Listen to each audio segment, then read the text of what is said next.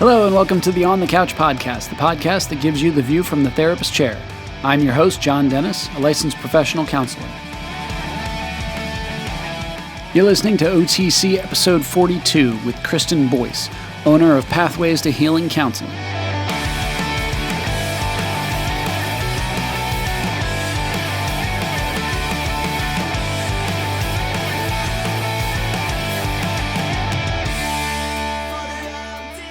Hello again, OTC listeners. Bringing another episode for you to check out. Gotta be honest, this is gonna be a short intro today. I'm feeling pretty exhausted. We've been dealing with some stuff in the family on this end. Just a little bit of a scare with COVID and having to get testing for my daughter and my wife, and things have come back negative, thankfully, but we're still trying to kind of figure out what it is that's ailing everybody.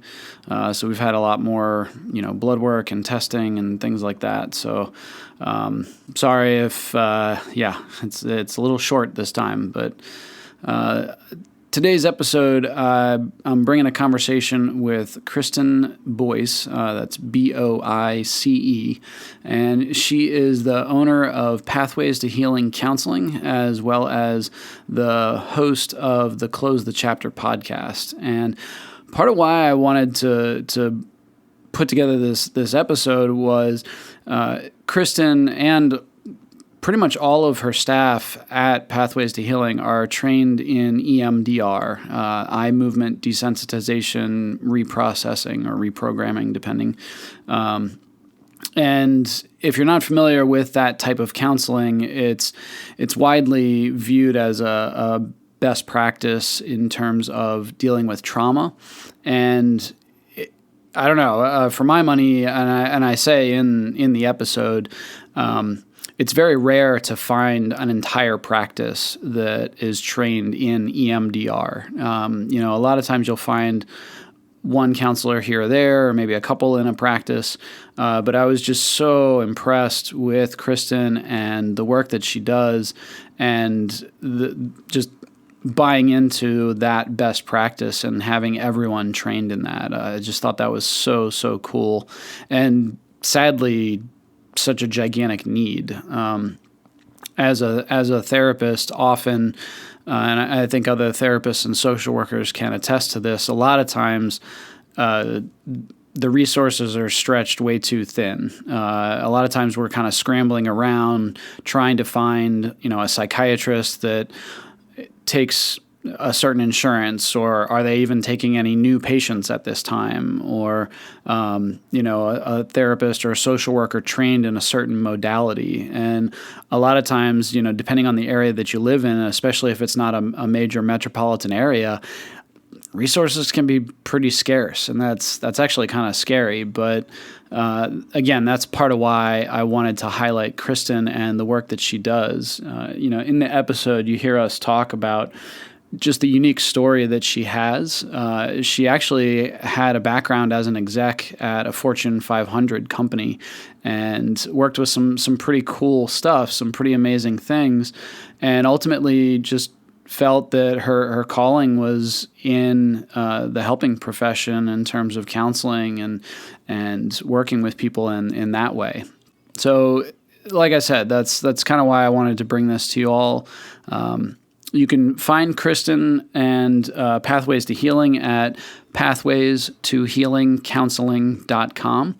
And then you can actually check out her podcast, which I highly recommend, the Close the Chapter podcast. So if you just go to Kristen D. Boice, so that's Kristen D as in dog, Boice, BOICE.com.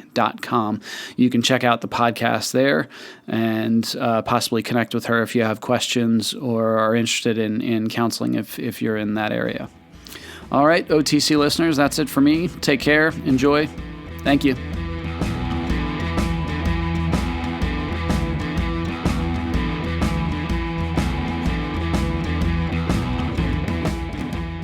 On the Couch listeners, I have here on the show Kristen Boice, who is a licensed marriage and family therapist. She is the host of the Close the Chapter podcast, and she also owns a counseling practice. So, Kristen, thanks for being on. Thanks so much, John, for having me. I'm excited to be here. Yeah, welcome to the show.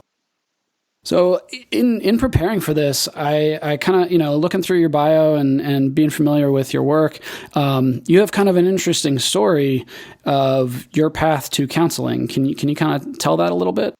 Absolutely. It is a roundabout story. So I grew up, my mom was a marriage and family therapist. So I grew up kind of being psychoanalyzed. And I knew I wanted to go into this field. I just wasn't ready at the time in college. So I went the corporate America route. So I was the assistant vice president of sports marketing, something completely different than the therapy field, but found myself doing therapy basically, or talking to people, learning about their stories, and they'd come into my office, they'd be really upset about something. So I spent a ton of time basically processing people's emotions. And so at that point, I then got recruited to be the director of marketing for another company. And at that point, I went back to graduate school and decided this is really my calling.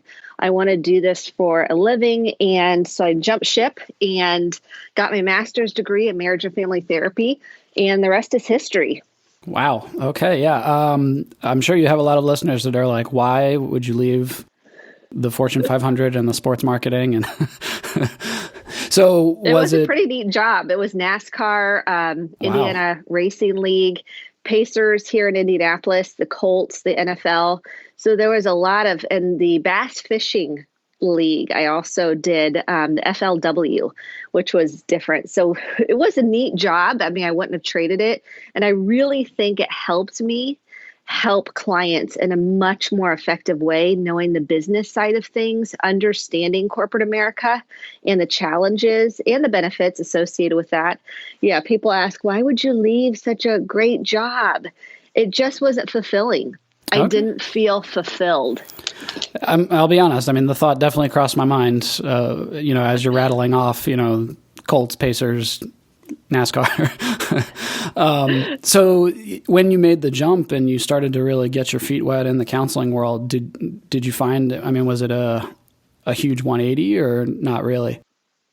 It wasn't as much as you would think, because I was already doing this it's hard to separate the therapist and my authentic self. They kind of go hand in hand.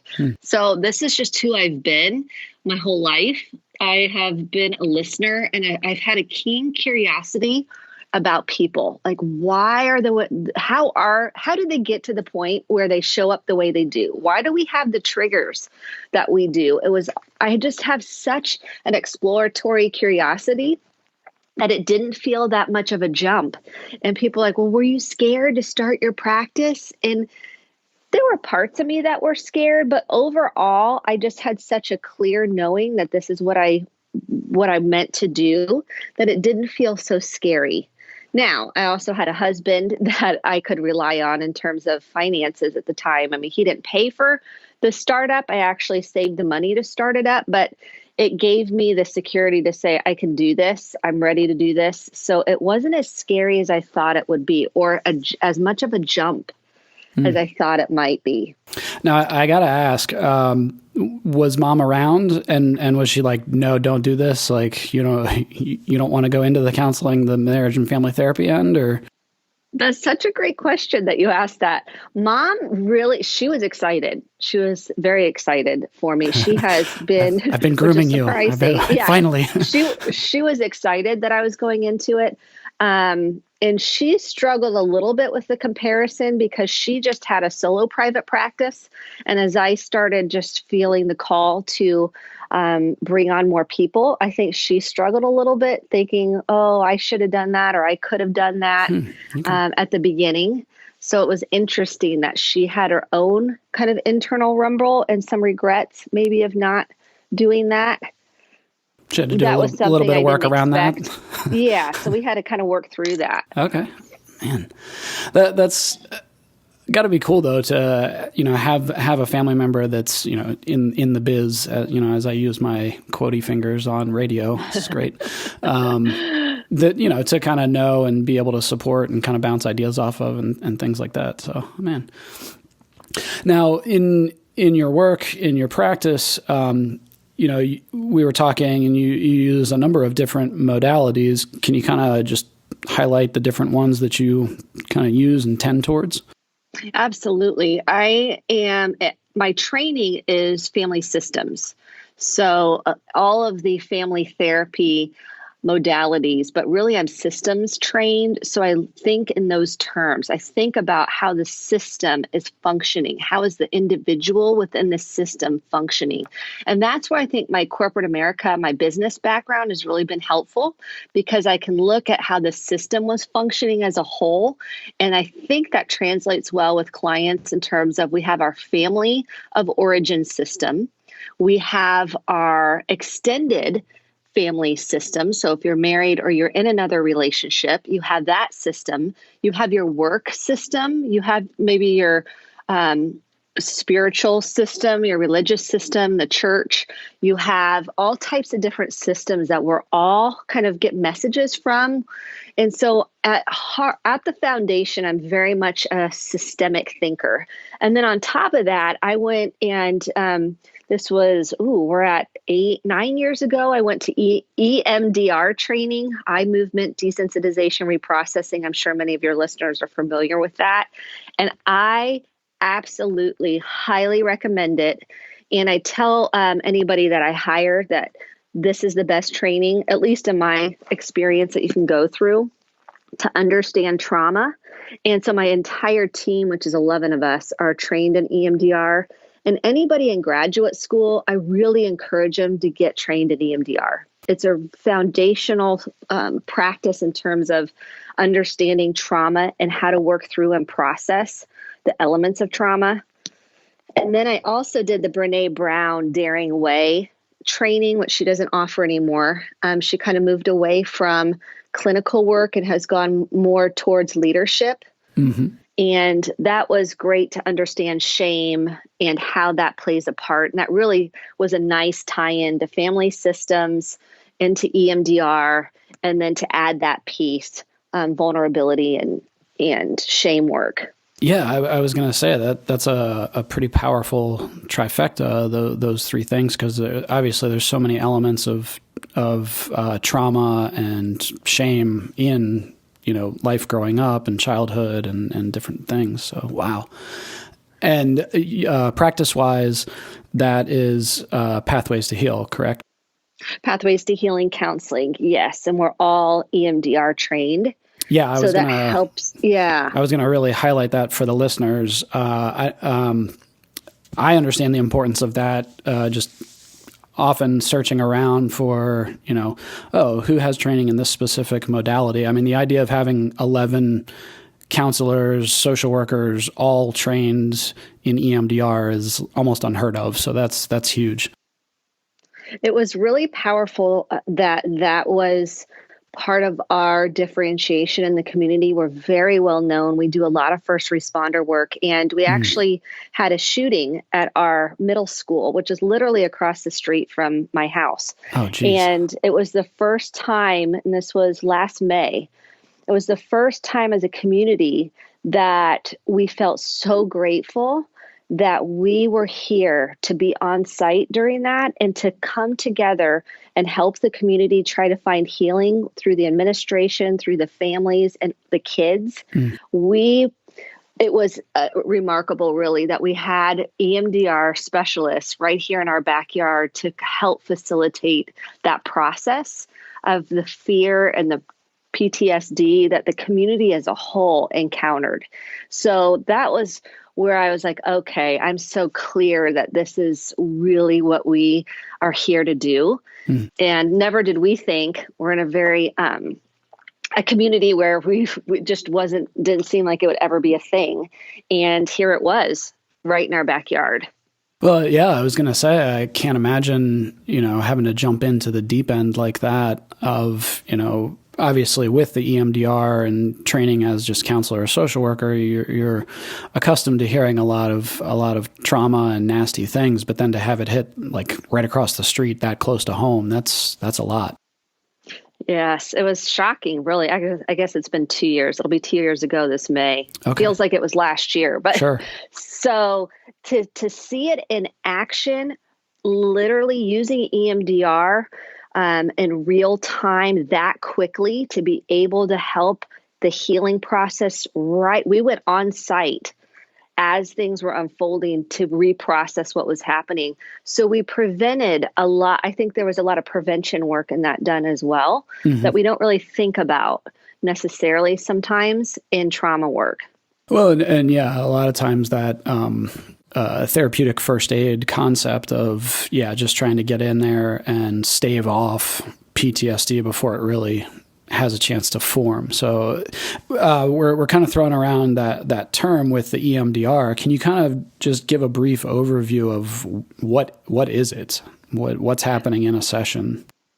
Yes. So EMDR was founded over 35 years ago by Dr. Francine Shapiro, and she worked with veterans, and they were just not finding that they were making any movement in talk therapy. So she started to notice that when people were reprocessing, their eyes were moving back and forth. And then she started to notice in REM sleep that eyes move back and forth to kind of reprocess the day. So she started to play with this eye movement. And she discovered very quickly that she could access different parts of the sensory system, the nervous system, the brain. And she could really look at thoughts, which is our negative belief about ourselves. She looked at feelings, so the emotions, and then the body sensations, because we know that trauma and all of our emotions live in the body. And that was the piece that really was revolutionary. So in a session, what we do is someone doesn't have to tell us the whole memory. So we're basically wanting to put the past in the past so it doesn't have the intensity that it currently holds. We're not having the flashbacks. We're not having the nightmares. We're able to function again. We're not using maladaptive coping strategies. Like we're not drinking. We're actually able to handle, and we have to increase our window of tolerance to handle the feelings that come up. So basically in this session, what we're doing is we're noticing, we might take part of what's the most disturbing memory. We don't have to start with that. That's typically where we might start. Someone might write out 10 of the most disturbing memories they have. That's one strategy to do it. And then what we'll do is we'll help deconstruct that memory. They watch it like it's a movie. So we don't want a reoccurring where they're reliving it. They're here with the therapist. So it's very important we don't jump into EMDR right away. We want to make sure that the client has healthy coping strategies and what we call resourcing. So the client is able to cope in between sessions with what comes up. Which is huge. Which is so significant. So people often say, I want to jump into EMDR. I thought we were going to do this the first session. And we're like, no, we've got to build trust. We've got to build rapport. We've got to build connection. And we need to make sure that you can handle what's going to come up in between sessions. And so in that first time we do EMDR, we might be doing some resourcing, some deep breathing, some grounding work, some centering exercises. And then once we're ready for the EMDR, we're going to go towards what I was originally saying we might start with the most disturbing part of that picture. So they're watching it like it's a movie. And then what we're doing is we're noticing what body sensations might be there, what feelings are there, and oftentimes, and what negative belief they might have about themselves. And oftentimes what we find is if something happened to us, younger or when there is a trauma on site and we're not able to fully process what's happening, we might go into shock or what we call freeze. We might flee. We might fight. So that fight, flight, or freeze response. But all of that gets trapped in the nervous system. And so what we're trying to do is release what didn't get processed in real time. So then the client can then begin to release that tension in their body, actually release those emotions that they didn't get to process, didn't even know that they were there necessarily sometimes. And then they're able to start shifting that negative belief, like I should have done something, it's all my fault, I'm not good enough, I'm defective, to something like I did the best I could. Mm-hmm. And I am good enough. And I'm still learning. Those kinds of beliefs then start to take a hold, and they can start latching on and really truly believing that more what we would call positive cognition, positive belief. And so what it does is it kind of, if we take a computer analogy, sometimes we have multiple files opened up, and we don't really need them running on our hard drive. And so what EMDR does is it allows us to put those files in the file folder. If I need them, I can pull them up. It doesn't erase memory. If I don't need them, let's just put them in the file folder where they belong. And so my hard drive isn't running 20 files at the same time, and I'm exhausted most of the time because all that's running on my hard drive, I may not be aware of it. And so it puts that where it needs to go in the past. So nice. Then we feel more free to be who we are in real time in the present, not feel tortured by that event or series of events. And I love that analogy of the computer. I often use the cell phone of closing out the apps that are kind of running in the background. And I think going back to what you were talking about, with a lot of times people will come ready to jump in that very first time. A lot of times along with that sort of black and white cognitive distortion kind of thinking, I find, most people fall on one of two ends of the spectrum, and sometimes they switch where, they don't want to talk about it, don't want to think about it, look at it, nothing. They just want to get as far away from the trauma as they can. And then when they kind of come around to oh, okay, there is no avoiding it, they'll swing to the other end of the spectrum where they're all right, quick like a Band-Aid, let's, get this all done in 2 easy installments and be done with it. And I'm glad you pointed out hello, slow down. We got to do a little bit of pre-op work to kind of get you ready, and then we can jump into it. Yes, I agree with you. I think some people are so scared. They're so scared to go back and relive it. And what they don't realize is the reason they're stuck is because of what they went through. And they think if I avoid it, if I just stuff it down, if I just never open that again, and what they don't realize is they're stuck because they didn't get to process through it. And once they're able to tolerate those feelings, then they start freeing themselves. So a lot of times people have fear about just going to therapy. And then really facing that what feels like scary thoughts, feelings, and emotions. And once we can go, we can handle this. We've got this. Once they can start at least latching onto that a little bit, then we start the EMDR because they're ready. They've got the coping skills. They can tolerate what's there. And we might have to take it slow. I say, you know what? We're going to go at the pace that you can go. It's like tipping our toe in the water. Let's tip our toe in the water and see how we do. We can always bring it back out. And I say, I really recommend if people can stick with it, that we don't want to really stop in the EMDR in the middle. Sometimes we have to get grounded, resourced, and centered again, and then begin. But hopefully we've got enough resourcing built in there already to tolerate it. And with Brene Brown's Daring Way, I'm familiar with her. I would imagine unless somebody has been on the moon for the last couple of years, they've probably heard the name, but can you kind of explain the Daring Way and how the shame piece kind of comes in? And Absolutely. So Dr. Brene Brown, you can watch her documentary on Netflix called Call to Courage. It's an hour. It's pretty straightforward. She's funny. So people can relate to her because she's down to earth. And she is what she calls a shame researcher. She's a storyteller. So she studies shame, which is about not feeling good enough. And she makes the distinction between guilt and shame. Guilt is about our choices, and shame is about how we see ourselves. Like, I am defective. I am not enough. It's how I see myself, where the guilt is more about behavior. So she makes that very clear. And then she also likes to say she studies vulnerability. So a lot of people, when they ask her, what do you do? And she says, I study vulnerability. I'm a shame researcher. People are like, goodbye. Yeah, I'm sorry. Roll up my window. Shut down I the don't really want to conversation. talk to you anymore. And basically what she has done over her years of research is looked at patterns and how people function and have learned to label shame and vulnerability.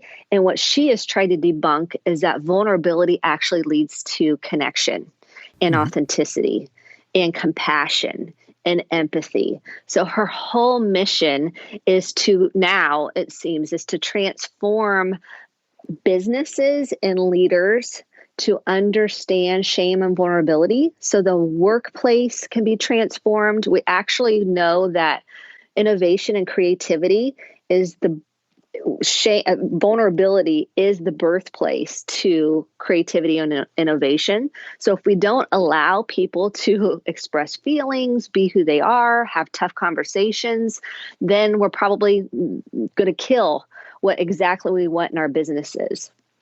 And so her work has really been instrumental, I think. Not only at the beginning, she focused a lot on clinicians. She's written several books. The ones I recommend the most are Rising Strong.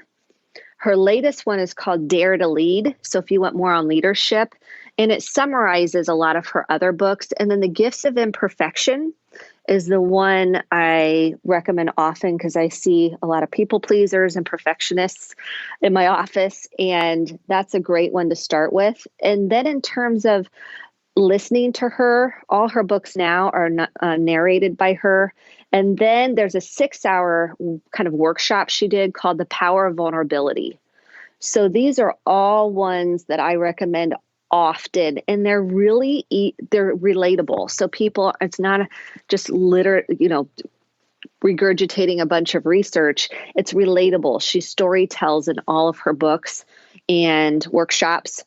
So I integrate a lot of the shame work because that's really at the root of addiction, and because we don't want to feel like we're a piece of crap, and we don't really want to feel the pain of that. So we use a lot of defenses to numb that out. And so she talks a little bit about that, but that's a nice integrative piece with trauma, because a lot of times in trauma, we feel responsible. We feel a lot of shame and a heavy amount of guilt. And so it really ties in nicely to all the trauma work I do. Yeah, I would think one of the things you see the most is, I should have seen this coming. I should have done something different, or, it's my fault that I experienced this. Would you say that's fair? Absolutely. And I always say the should, I like to reframe it to could. I could. And then should is really it's shame. It's like the wolf in sheep's clothing. Shoulds are shame. So I always say should is shame. And so where's the shame? I'm sniffing out the shame then. If I hear a should, and then I look at the 3 lanes that people operate in. Am I in my lane? Am I in other people's lane? And there's this kind of God's lane. I can't control, or universe, or whatever people want to call it, but I can't control that. I can't control other people, and I can't control what they think of me. What can I control? So whose lane are you in? And often when I see people, and I came up with this just on my own, but I was thinking, how often are we thinking about what other people think of us? A lot. So what I've discovered is we all have this. And what we're doing is I'm in another person's lane then. Shame means I am not in my own lane. I'm in what do they think of me lane. I'm in the other person's lane. And so I have to bring it back to myself. And this is what I do with clients. And I work on the inner child work, which is taking a deep breath. What is underneath it for me? What's the negative belief? Where did it come from? How do we deconstruct that? And then how do I become the most nurturing person to myself? And that takes a lot of work because that's not natural for most of us. We didn't have that parent that was super nurturing. Some did, but it's a very small percentage of the population. So a lot of the work I do with shame is really in trauma is we have to work on that nurturing part. And in order to do that, we have to clear the deck on some of those traumatic memories and negative beliefs we have in order to access that very nurturing part that has to be developed. And do you find that takes quite a while? I find a number of, especially in working with some trauma stuff, I don't specialize in that, but in some stuff that I've dealt with, people get so stuck. You have to like go over it and come back to it and go over it and come back to it. And Yeah, I would definitely say it's because we're humans and we're going to have feelings for the rest of our lives. It doesn't just disappear. The intensity decreases.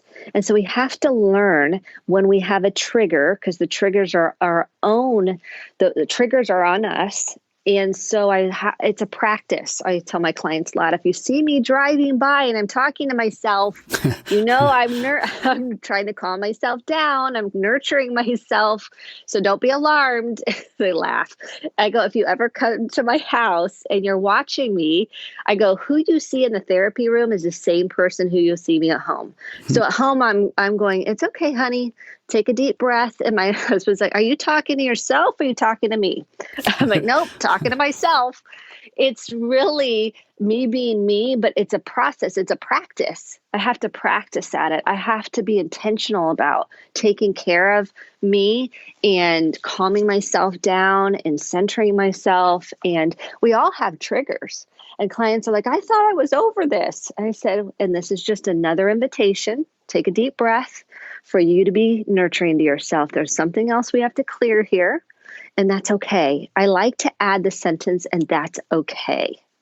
Because we were told so much in the message, even if it wasn't explicit, that it's not okay. It's not okay to be who we are. It's not okay to have needs. It's not okay to have our feelings. It's not okay to do whatever we did. And what I want to say now as an adult, if you're sad, I want to go, and it's okay. If you're afraid, and it's okay. Because then that's like a radical acceptance that it's okay for us to have our thoughts, feelings, and opinions. It's what we do with that. So where it can get off base is if I get reactive, if I project it, meaning I hot potato it to somebody else because I don't want to handle it or tolerate it. That's where the danger comes into play. It's not my sadness. That's not dangerous. It's how am I taking care of it? How am I wrapping my arms around it? How am I dealing with it? Am I putting it on my unmet needs on somebody else and making it their job to make me feel better? Or am I taking ownership and responsibility of that? I do a lot of this in my own work. I do a lot of this in my practice. And it's really a matter of taking responsibility for your own thoughts, feelings, and behaviors. And that's a whole nother lens in which people start seeing their own, because all behavior is a manifestation of an unmet need. I'll say it again. All behavior is a manifestation of an unmet need. And when we start really nurturing that need, when we start taking care of it, my reactivity decreases, the amount of my trigger decreases, my fear decreases. Because I'm taking care of it. I'm nurturing it. I'm handling it. I'm not waiting for somebody else to fix, rescue, or save me. That's called dependency. And then, man, I'm disappointed all over again that they weren't there, they abandoned me, or whatever it is. Then I'm not giving my power away. Well, and you bring up such a good point of, such a low percentage that got that nurturing parent. Why do you think this is such just the entire human race? Why do you think it, unless they're, narcissistic, which is obviously a whole different conversation. Why do you think that is, that so many people deal with this self-worth and shame? I think we get into a lot of comparison. I think our parents got into a lot of comparison. I think we've gotten into a lot of comparison. I think social media has exacerbated that. And I think it's really rooted in unmet needs. I really do. I think that we all have needs that are meant to be developed and taken care of. And it's not to blame anybody. That's not the purpose of that, because it's a generational pattern. And so what we're doing is we're trying to go around and say, will you meet my need? I don't know if you ever Yeah. read Are the You My book, Mother? Are You My Mother? Yes. I loved that book so much. I was like, are you my mother? And what we do is we're like looking, searching, and then we get married and we think, oh, you're it. You're going to fill the hole in my soul. We don't consciously think that, but we're going to be this fairy tale. And then we pull the curtain back and we're like, oh, you've got unmet needs. You got childhood stuff. Yeah, welcome. And so the whole fantasy, this whole movie we've made really creates this unrealistic expectation of being a human. It's just so rooted in, we make the movies and we make everything look so perfect. But if you really pull back the curtain, and you and I know, because we get the privilege of being on the other side of hearing that it isn't perfect. There is no such thing. So these expectations that are put on us as children, not only from school, but from parents, if we were in sports, if we participated in activities, grades, performance, there was constantly an expectation of who we should be. And if we didn't meet that, then we're not good enough. And so therein lies why I'm so passionate about parents, especially doing their own work, and teachers, because it's so unconscious that we will project an expectation onto our child that really is my shame, my fear, and not the kids. It's not the kids' responsibility to meet our needs. It's not the kids' responsibility to help us feel good enough. It's not our kids' responsibility to manage our emotions. But man, we do that with our children. And it's so unconscious and subconscious. We all have this in us, this programming, this conditioning of how we should be.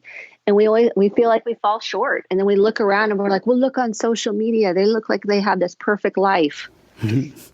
I'm like, yeah, we're comparing outside. That's what they want you to see. Exactly. Because of the shame. Yeah. It's really rooted in shame. If I present something that isn't perfect, well, then they're going to think less of me. They're going to think whatever they're going to think, X, Y, Z. Getting into some of those needs, do you kind of go off of, Maslow's hierarchy, or what would you say are some of those base needs? You're listening to OTC episode 42 with Kristen Boice, owner of Pathways to Healing Counseling. We'll be right back after a brief word from our sponsor.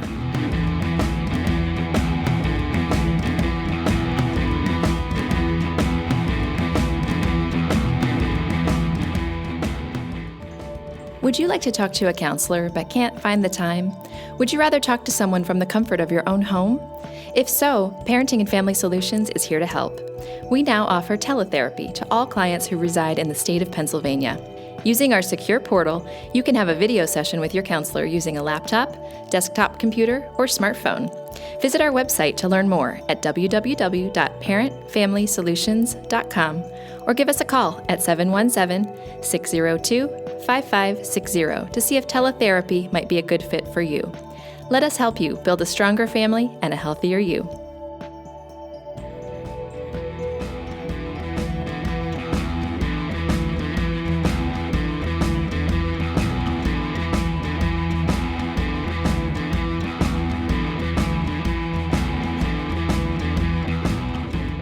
So there are several base needs that I see that are missing. So we have some of those Maslow's, food, water, shelter. Did you get those? Were those consistent?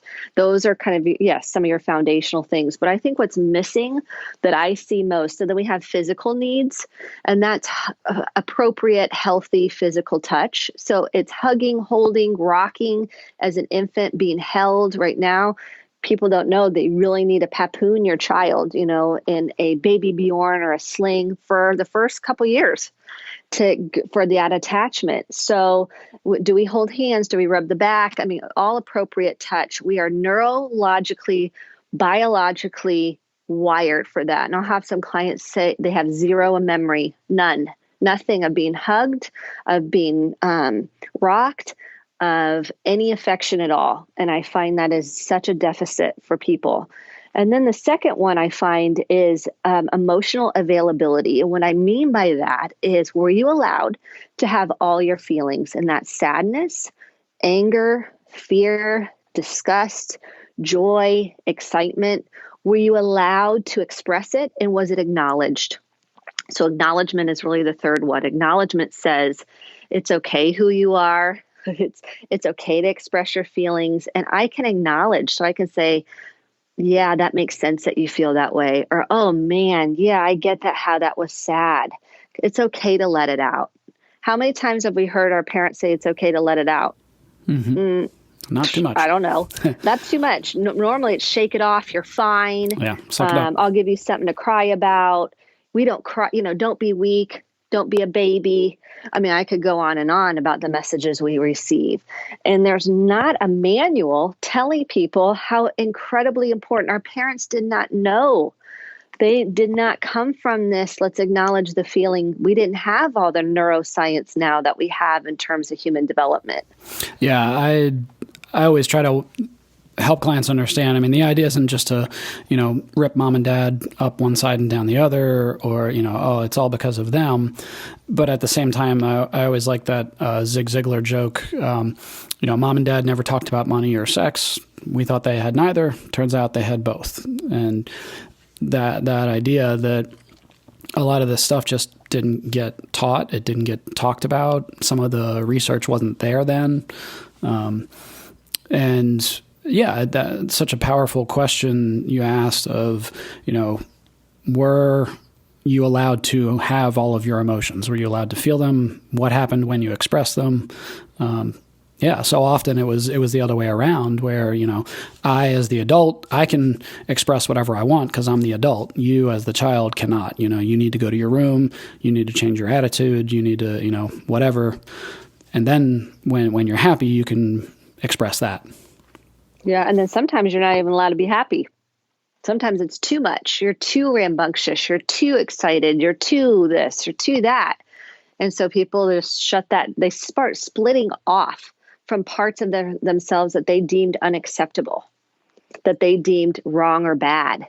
We have the good girl, bad girl syndrome. It's like, or bad boy, good boy, or strong. You be the strong man, or are you a weak? And we have these labels.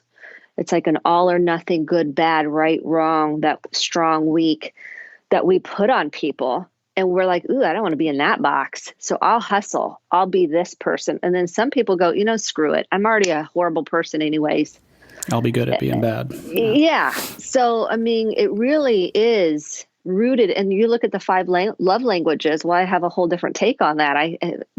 Dr. Gary Chapman wrote the book, The 5 Love Languages, and couples will come in and what's your love language? And I think it's where my theory is that is what they did not get. Or maybe they did get a lot of it in childhood, but when I really peel it back, it's they didn't get a lot. They didn't get a whole lot of it, or they got some but wanted more of it.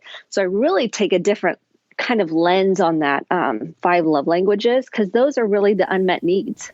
Now you're saying you find that in a couple, one of the partners, their primary love language was a lacking language growing up in their family of origin? Yes. So, for example, let's say I have, and this could be either or, there's no gender specific on this. I'm just giving you an example. Let's say the girl comes in and she wants words of affirmation, and the guy's love language is physical touch. I'm just using this for, it's a very common split.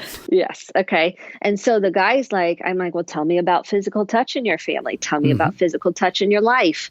Give me your history of that. I want to know, how did we get to how did that become your love language? Not just spoon fed. I took the quiz and physical touch. I like it. Well, let's deconstruct it. How do you know that? I mean, how did that get to be? So then with the wife or the partner, I might say, okay, so yours is words of affirmation. Okay, tell me about, how you were acknowledged as a child. Tell me about growing up. And I'll find a lot of them, perform. They want to people please and perform to get that acknowledgement that they're good enough. And then for the physical touch, well, of course you want physical touch because you are meant for it. You were meant to be held. You were meant to be rocked. You were meant for that. And then that feels good, of course. So we have all of it feels good. It's just, how did that get to be your love language? And so when we go back to unmet needs, I think if we had a parent, how did the parent discipline us?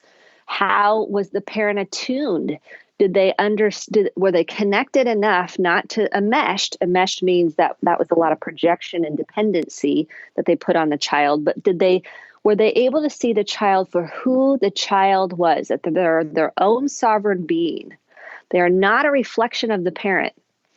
They are their own person. Were they able to distinguish, and were they able to individuate and separate and be who they are and have their own thoughts, feelings, and opinions? Or was that, ooh, I'm going to get kicked out of the family. I'm not going to belong. They're not going to love me if I think differently or feel differently.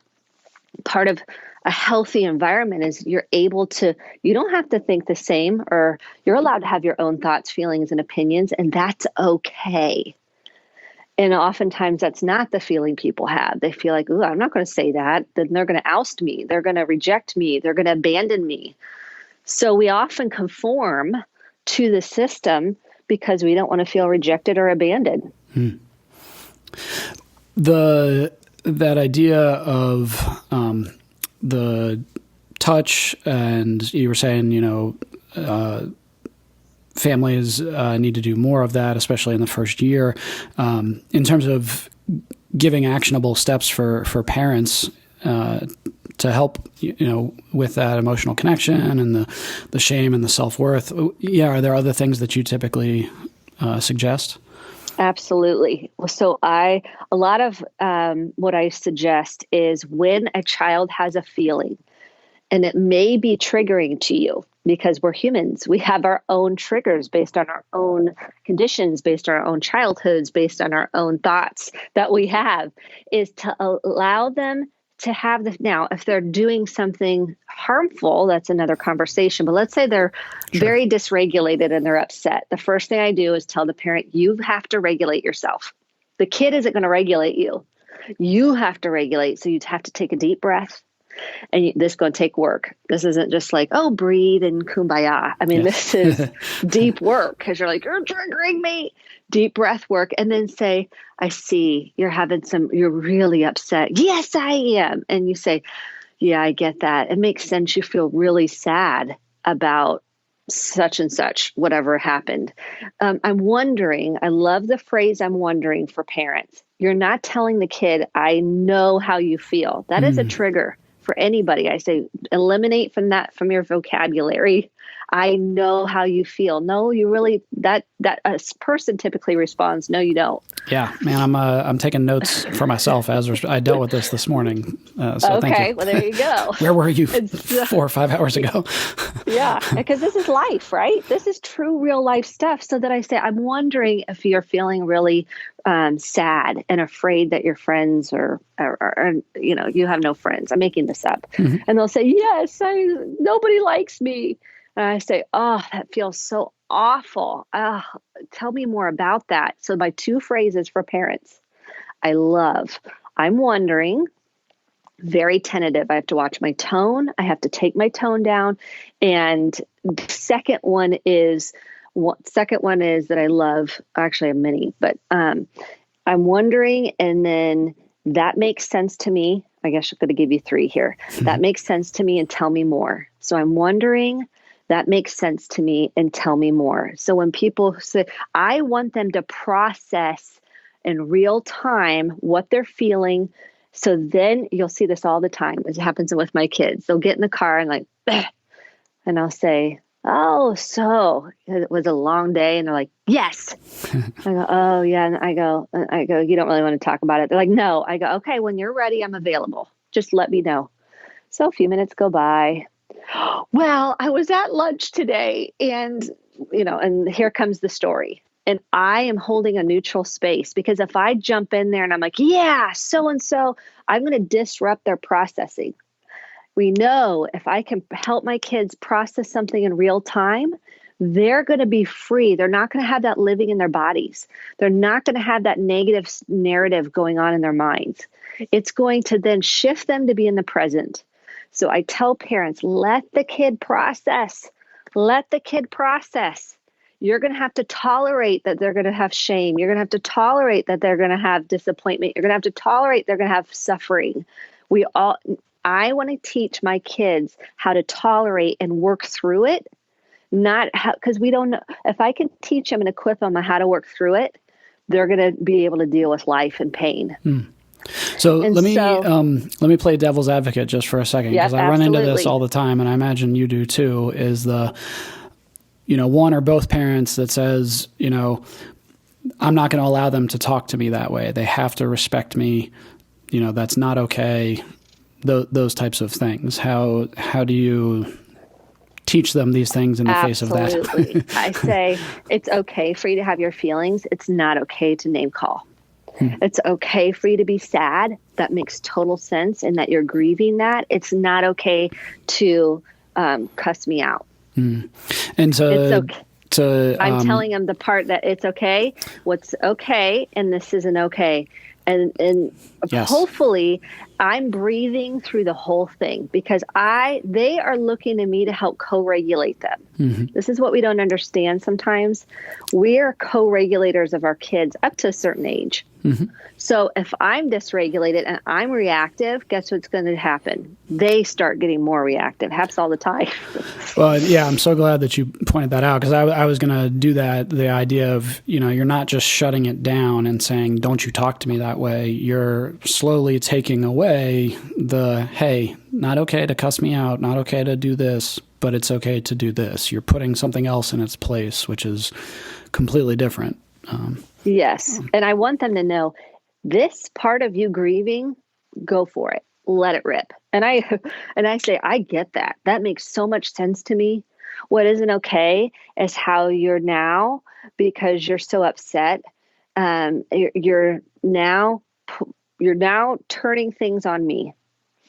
So I am here for you. I am willing to listen. I am willing to validate and acknowledge. What I'm not willing to do is continue to cuss me out and listen to you cuss me out. So I'm giving the permission to what I absolutely, yes, I can handle that. We can handle that. If you're going to go another direction, and if it gets too bad, I say, I'm going to get up. I say, I'm going to get up. I'm going to walk away. And when you're ready, that doesn't always go as smoothly as I'm saying it. Sure, yes. When you're ready, come back to me, and I really want to hear about how you're feeling. I really do. What I don't want to keep doing is being a punching bag. Yeah. With the name calling it. And I'm specific. So I tell parents, you're too broad. Get specific on what exactly are you not willing to tolerate, and what are you willing to tolerate? Be specific. We get too broad stroked with things. So I'm not going to have you treat me that way. Well, they don't. What's that mean? Know, but it means I and with couples, I'm constantly get specific. Get specific. You're not specific enough. And a lot of times I find myself doing the same thing with, I tell parents and couples, like good grades, respect, clean room. Like, what does that mean? You have to actually, get specific, like you were saying. So yes. To kind of come around third base here, in terms of the vulnerability, stepping back into the workplace environment, because I imagine, especially the where you were with the Fortune 500 and the sports marketing, like a lot of that gets met with some resistance, should I say, in terms of the vulnerability? Yes. How do you see that as a business owner and trying to incorporate that? I imagine it's a little bit easier with a practice full of therapists and social workers, but yeah. Yeah, even then. So my whole team, I say we do vulnerability. So whenever I hire someone, I'm like, it can be hard. It can be uncomfortable. You're actually going to be seen here. And that, as much as we want that, can also be very scary, because for the first time we're being seen, we're being understood. Like, for example, in our team meeting, we have a team meeting every week, and someone could come in and I can just see in their face, because attunement says, I see you, I care about you. And I can see in their face something's going on. And I'll say, I won't necessarily say it in the meeting, but someone else might go, you okay today? I noticed something seems like something might be going on. Kind of off, yeah. And it's like, can I throw the pillow in front of my face? Because you're seen. So in our environment, that is one of our core values, is vulnerability. And we all It's a practice because that's not the culture. That's not the environment most people have come from. Even as therapists, they've come from community mental health, and that's not necessarily the value there. They might say it, but it's not a practice. It's a lot of lip service, unfortunately. It's a lot of lip service. So we do vulnerability. We talk about stuff that's going on for us. And I wanted the environment to be not something we teach clients and then we're not living it. It has to be something we embody, not only within ourselves, but also as a company. And so it's a high value. Now, vulnerability in corporate America, it's tough. I mean, you have some cultures still tough. It's still tough. And it comes from leadership. So if you have a leader that's doing their own work and taking ownership of their deeper kind of work, you'll see a culture change. And you'll see this in churches too, where, somebody is saying one thing, but the culture is very different. Mm-hmm. And so we work on really that authenticity piece. And that takes a lot of deconstructing of why do I feel the way I do? Why do I have the trigger I have? Many people want to be understood. They have a high need to be understood, to be seen. They don't want to be misunderstood. They're afraid to really be who they are because they're afraid of rejection and abandonment. And if you're in a culture that says, come as you are, this is a safe place to be, then it has to come from the leader. The leader has, in my opinion, the leader is the one that's setting the tone for that culture, for that system. And if the leader is willing to say, hey, I'm not perfect. I'm messed up today. I say this all the time. Yep. I did. I had something happen last week where I told it actually affected my team, where I'll give you the quick scenario is I thought the trip I was supposed to go on with my college friends was the week after. So they call me, I'm in the carpool pickup line and they're like, where are you? I'm like, what are you talking about? Carpool pickup line. They're like, we're here. I'm like, oh my gosh. Oh, they're there and I'm here. Yep. And I had a team dinner that I had all planned. So long story short, I just came clean with my team and I said, look, here's my imperfection. I messed up. In me taking ownership of that that's authenticity.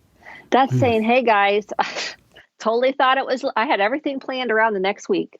No clients, everything planned. Yeah. Wrong day. So, and me just saying, look, I'm sorry. I hope you guys, don't think it's because you're not important and you don't matter. Of course, nobody did, but I wanted to acknowledge that. And then I acknowledge my own humanism. Mm-hmm. And that's the culture. That's what it looks like to have vulnerability in a culture. It's the leader being vulnerable, the leader being able to acknowledge their own vulnerabilities and other people's. Which I think is so sadly refreshing, especially you think of like sports teams and just company culture. I imagine just so many CEOs and VPs and execs are not that, or not used to that vulnerability, and really bristle at that. I'd be very interested to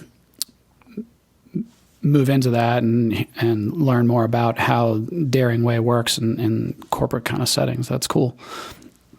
Yeah, and the training I went through with Brene, she was actually doing the training. She doesn't, obviously I'm not doing that anymore. And I don't go into much of her new training as much with the corporate piece of it, but it's all transcends.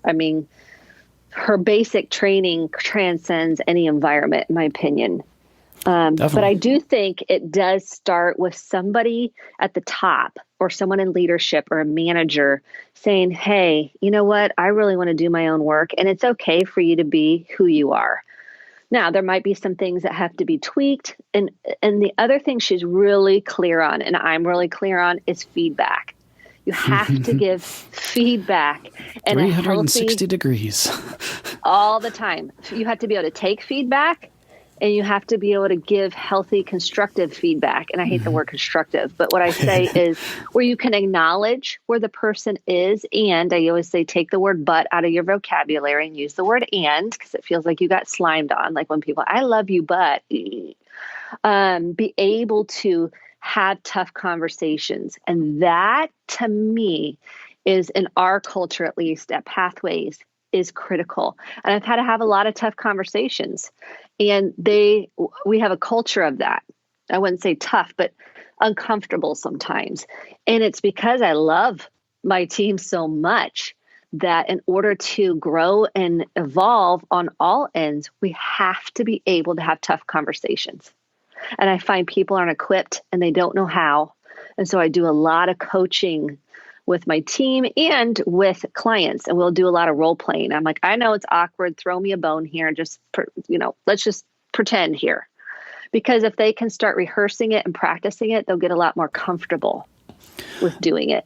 Now, I mean, to jump back and forth between different systems, I mean, it sounds like golden advice for parents as well, of like, it comes from the top down, and you need to be able to give good feedback, but also be equipped to hear the feedback. Absolutely, because our children are here to wake us up. They are one of our greatest teachers. They are mine, at least. Sorry, that hits a little too close to home. I got woken up at 3 a.m. this morning. So there you go. Exactly. And it's tough because they have needs 24/7. That's why when people want kids, I'm like, you sure? Yeah. They have needs. You have your unmet needs, and now you're going to bring them, and they have needs 24/7, and it's on you. Now, Are you going to meet all their needs? No, it's not realistic. Are you doing your own work enough to show up and take ownership of your stuff and regulate and not project? That is on us. And it's hard because they're needy. And there should be, and not should, we don't like that word. That is how they're neurobiologically wired. It is within normal limits, I think, is what. Correct. Yeah. Parenting is one of the greatest awakeners. In life. Yes. I definitely, it is. Nothing holds a mirror up to you like sounding like your own parent. Exactly. 20, 30 years down the road. Yes. And having your kids say things to you and you're like, oh, that hit me in the gut. Yep. Because I needed to hear, even though I knew it, but to hear them say it, I was like, okay, I need to do more work. And it's not to beat ourselves up, because it's so easy to get into it, what Brene calls a shame spiral. Mm-hmm. Like, I'm a horrible parent. Yes. And when I take ownership and I come to my kid and I say, hey, that was on me. That was my stuff. And we even use the word inner child. It's kind of like a Saturday Night Live sometimes at our house. They're like, no more inner child. Yes. I said, it's my inner child. I'm good enough. I'm smart enough. Exactly. And I say that was my inner child. And I can see how that was so hurtful. And I am so sorry for causing you that hurt. And such a genuine, that wasn't okay for me to get dysregulated and raise my voice. I could see how scary I was. And I am so sorry. Now, that's hard to do if you really haven't dug in and you feel secure enough to acknowledge their hurt and pain. And that's the repair work that has to be done on the regular as a parent, because we're going to mess up. Well, and that's, going back to the vulnerability, Exactly. Being vulnerable and strong enough to acknowledge that, and in doing that, helping your child develop that ability in themselves. Exactly. And that's what happens. They end up being able to own their own stuff and acknowledge that. It's pretty powerful to watch. Wow. Now, to change gears to the Close the Chapter podcast, how has that impacted your work with clients and your practice? Yeah. That's a great question. How it all started was clients needed help in between sessions. It's like, okay, I come 1 50-minute session a week and I still need more. I need help in between. I give book recommendations, and sometimes people just don't want to or have time to. And so it became very clear that this is what would be helpful. Hopefully, that was my intention, is to help. And then oftentimes what I see is I'll have one person. I work with a lot of couples and families, but maybe I don't have everybody in the family system, or maybe I only have one of the couple coming. And what I find is they can share episodes with their loved ones and say, here's what I'm working on in therapy, or here's the conversation starter. My goal was to start conversations. start deeper, more difficult conversations and break open the defenses, break open to some awakening, delayer yourself, close the chapter on things that don't work for you anymore, and open the door to possibilities and the real you. So that's how it all developed and started. And I do some solo episodes and some interviews, and sometimes you never know what you're going to get, as you know, John. Sometimes they're, and hopefully there's a nugget in each episode for somebody. And that's all that matters to me, is that if one person gets help, that's my job is done, or that it's been helpful then. And I love it when they can say, hey, I sent it to my friend in Florida. We live in Indiana, and she started to go to therapy. And I'm like, oh my gosh, that's so great.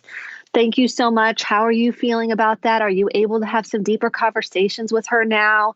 Or, I work with lots of CEOs, and they'll go, you know what? I had my team listen to, your rejection podcast, and it started a conversation about, being afraid of being rejected at work. And it was like, oh my gosh. So it's exciting. It's exciting to see the narrative change and conversations change. Yeah, you took the words right out of my mouth with, if it helps even just one person, then it's worth it. That's so cool that it was, sort of a tool to pass on to clients in between sessions. I like that idea. Yeah. Yeah. And they'll come back and give me feedback on what they got out of it, what wasn't helpful. And it's interesting. I love being able to open people up, including myself. I love being able to open up to new ways of seeing something that I might not have seen before, new connections and insight into things that I hadn't thought about before. And they go, oh yeah. So it opens my world up even another layer, even another little bit, another window might have opened. And that's exciting. Yeah. So what do you have coming up? I mean, it sounds like you got a lot of things going all the time.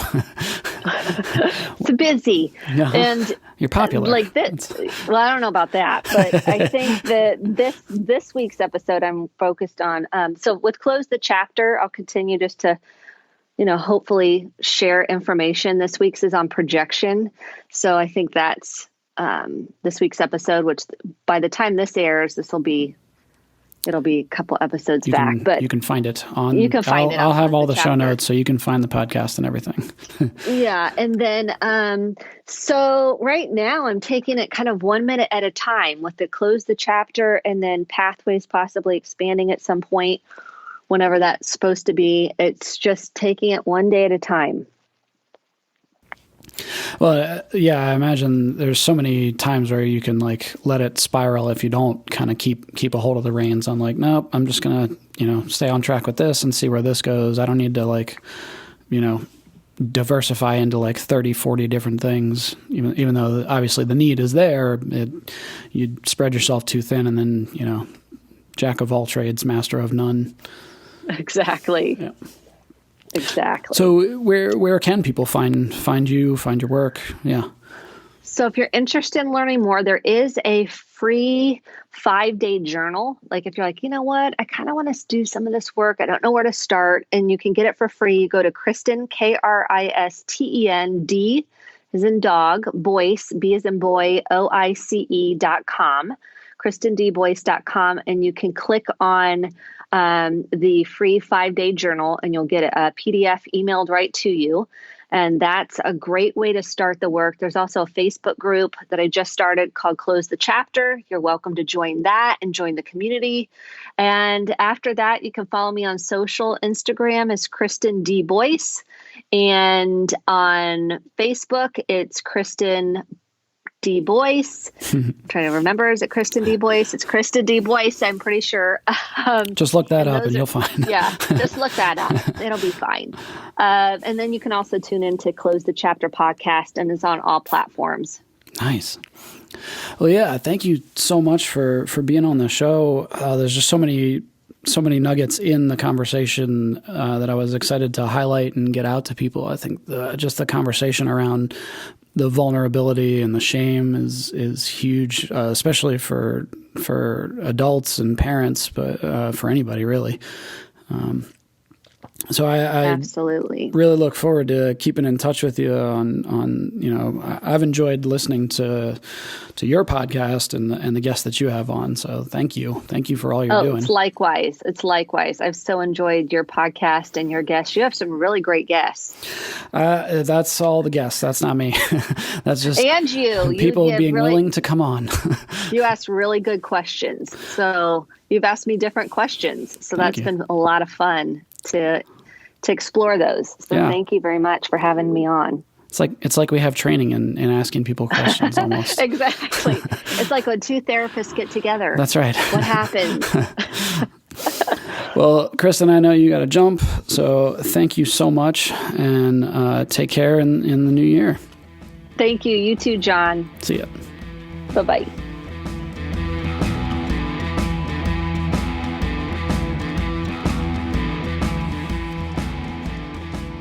Well, there you have it, OTC listeners. Another episode over and done. Thanks, as always, for checking out the show. Next episode will be OTC episode 43 with Dr. Lisa D'Amour, psychologist and author of Under Pressure. Well, if you liked what you heard, be sure to subscribe, rate, and review wherever you're catching this podcast. You can check out detailed show notes and any other resources given in the show at www.pfsonthecouch.com. If you'd like to stay up to date on upcoming episodes, guests, or contribute questions to the show, be sure to follow along on any of your favorite social media platforms. The author and host of this podcast is not engaged in a therapeutic relationship with the listener and cannot give counseling advice without a confidential appointment. Listeners should be sure to consult with a licensed therapist in their area or seek emergency medical attention if they are experiencing psychological difficulty. A special thanks to the band The Topsy-Turvies for the show theme song. Their song, Like a Living Dead, can be found at topsyturvies.bandcamp.com. The bump interview track was the song 1973 by Bruno E. The author and host of this podcast is John Dennis. Special thanks to show editor Casey Lehman and show producer Trevor Groff.